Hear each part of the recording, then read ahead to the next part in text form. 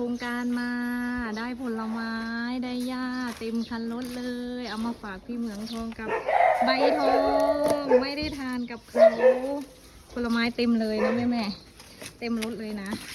นี่ค่ะมีแต่ผลไม้เลยนะเดี๋ยวเอาหญ้าลงให้ดูเต็มรถเลยเอามาฝากพี่ใบทองกับเหมืองทองเต็มรถเลยไม่ได้ไปกินกับเขาก็อ้าวมากินที่บ้านเอาให้เหมืองทองด้วยโอ้ดี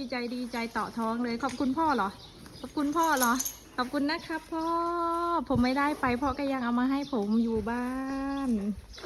เอาไปแบ่งพี่เหมืองด้วยอร่อยถูกใจก็ให้ที่เหมืองทองด้วยอยู่นู่นเหมืองทอง